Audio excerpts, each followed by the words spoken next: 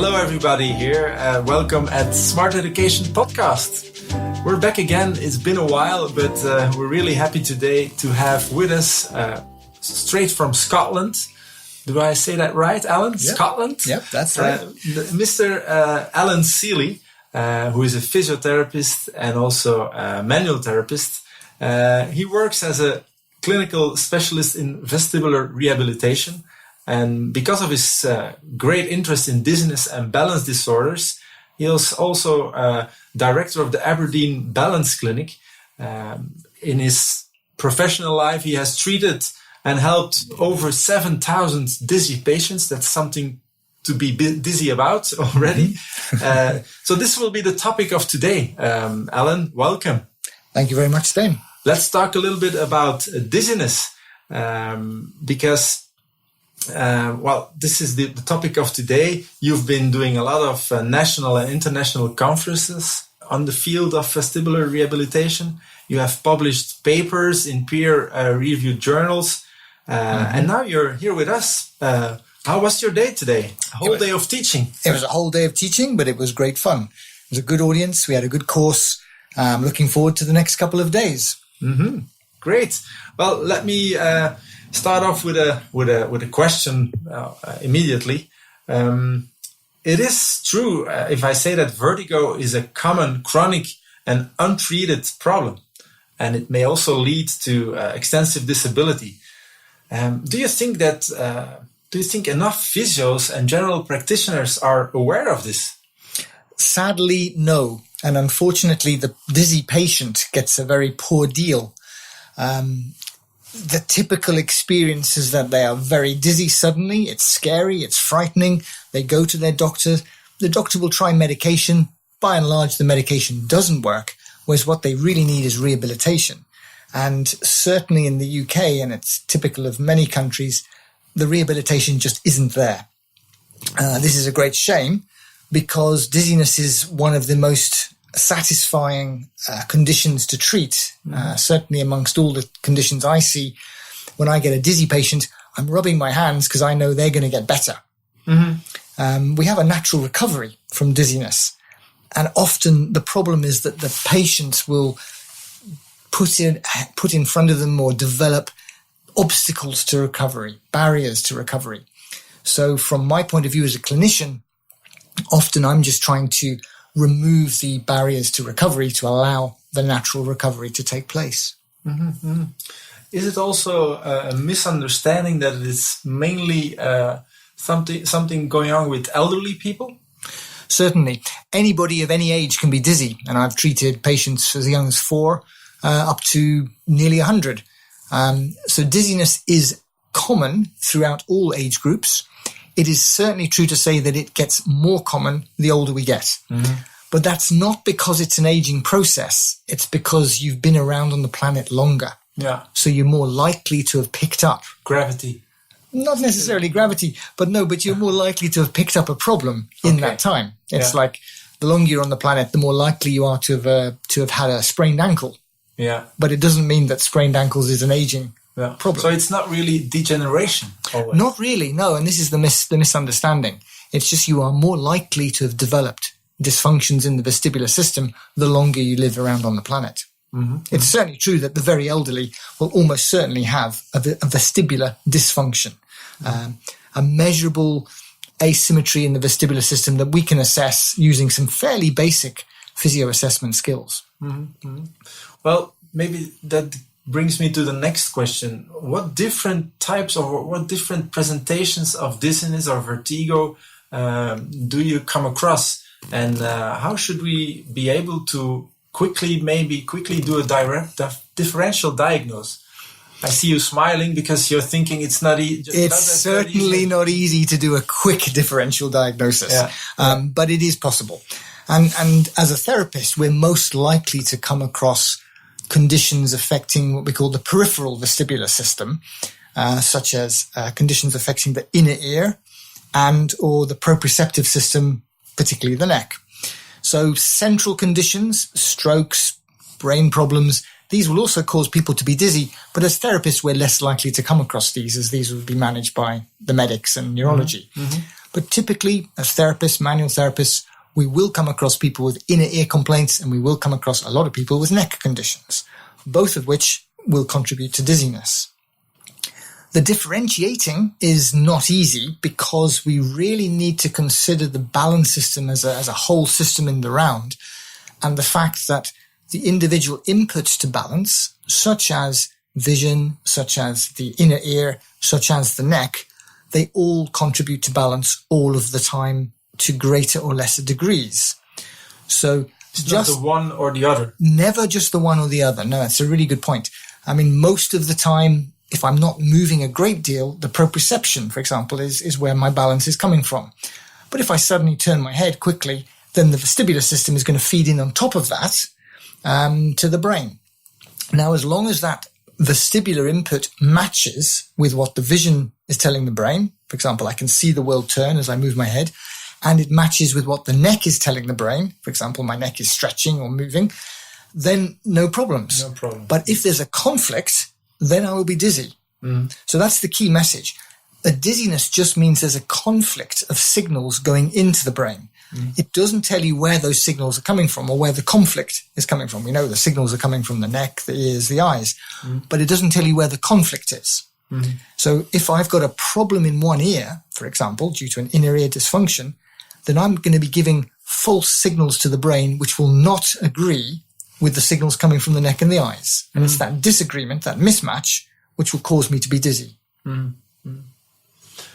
Well, I was thinking of something while you were saying that it's quite terrifying for a patient when the vertigo kicks in really hard. And also in my practice, when I do the tests and when you do also the rehabilitation, if people see the world or feel the world turning around them, I had one patient who was screaming like hell. She was really, really afraid, and you should be really careful always and try to educate people about what you are about to do. Absolutely. And this is a very typical experience for the patient. Dizziness is scary. It's unknown. It's scary. And unfortunately, the system in most countries doesn't help the patient to manage that fear and that uncomfortable situation. Often by having multiple visits to the doctors or having scans and going around the health system, the patients ultimately get the message that there's nothing really wrong with them. Therefore, it must all be a psychological problem, which tends to increase the anxieties which quite naturally are there. But it's really important to give the message to the patient that they are anxious because they are dizzy, not dizzy because they are anxious. And that's crucial. Because by and large, they get the message that it's all just in their head. It isn't. But obviously, the anxiety which being dizzy or disabled will cause, and it would me as well, certainly amplifies their physical symptoms. So it is important to recognize any yellow flags, any biopsychosocial markers or measures that might be interfering in my ability to recover. So we're always challenging that, and everything we do is obviously set within the biopsychosocial model. Of course, yeah. One of your points you were making during the presentation is that it is important to have a careful history of the initial onset of dizziness, and this can help to diagnose. When talking about BPPV or ischemic TIAs, Meniere and neuritis. What is because this I find interesting and maybe an easy, quick way to that. Yes, it's rough and ready, and it's not foolproof in it by any means. But can we go into that? Absolutely, yeah. I think one of the useful questions to ask is the duration of onset of the initial episode. So the first episode when you were dizzy, think back, when was it? What were you doing? How long were you dizzy for?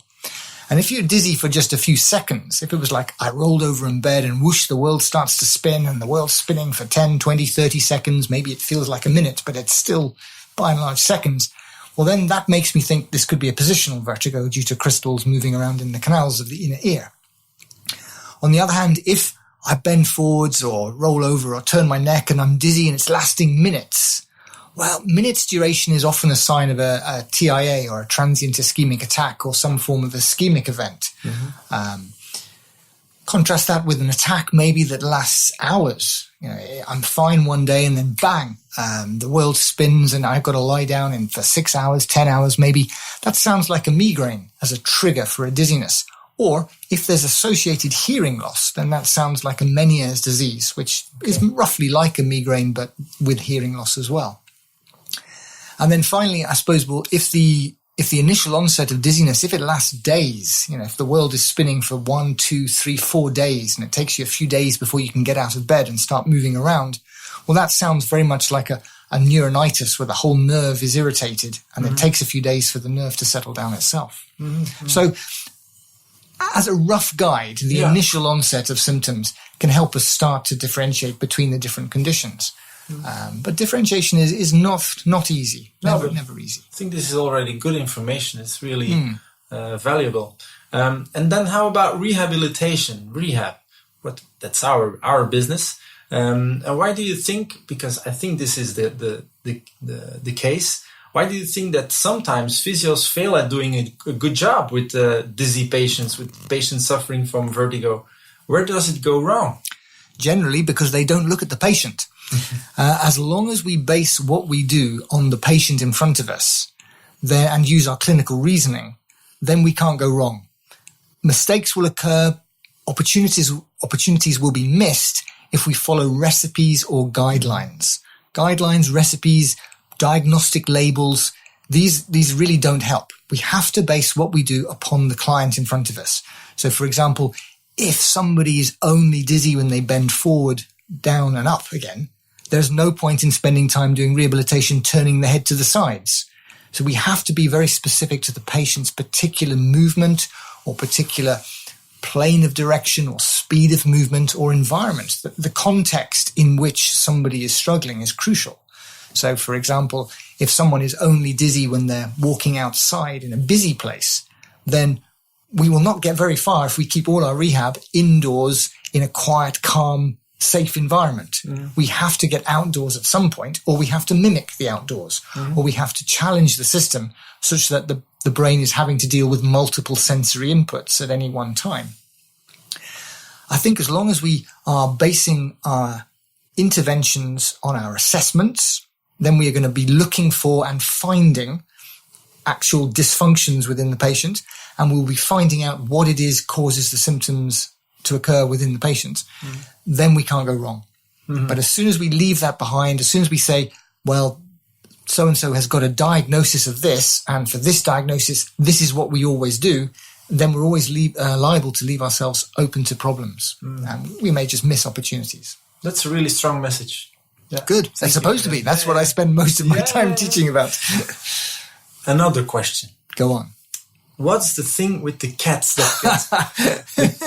there is something going on with cats that get thrown out of a building from the 7th floor, and it's different when you throw them out from the 8th floor. Okay. Well, of course, you'll have to come on the course to find the real answer to that question.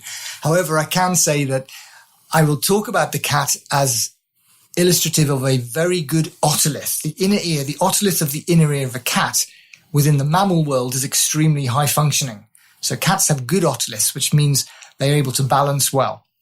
Hence, they do well if, by chance, they are unfortunately thrown out of the window of a tower block. But there is a little bit of research which shows that cats will survive at different levels within a tower block. So it may survive up to the 7th story. At the 8th story, it will maybe not survive, but it might survive again at the 10th story, and so on. And you could postulate that there are layers up the skyscraper where it is safe to throw a cat out of a window. However, cat lovers may like to leave the room now at this point, but you'll have to come on the course to find out why that is. Okay, that's a good teaser. Yes, indeed. Well, to conclude, Alan, we did receive a lot of positive reactions today already from participants, which is really nice. And we look forward again to have you with us the following 2 days. We'll be teaching, have you teaching again here in Leuven, and then on Saturday in Eindhoven in the Netherlands. there's another thing. A lot of people already registered themselves on the waiting list. Mm-hmm. So I guess we will have to invite you again next year in 2020. That'd be great. I'll see you then. Is that a deal? That's a deal. Okay. Let's meet then again. And for now, to all our listeners, thank you for being with us here at the Smart Education podcast. We will continue to bring another interesting lecturer like Alan in the next following weeks. So stay tuned and see you soon. Bye.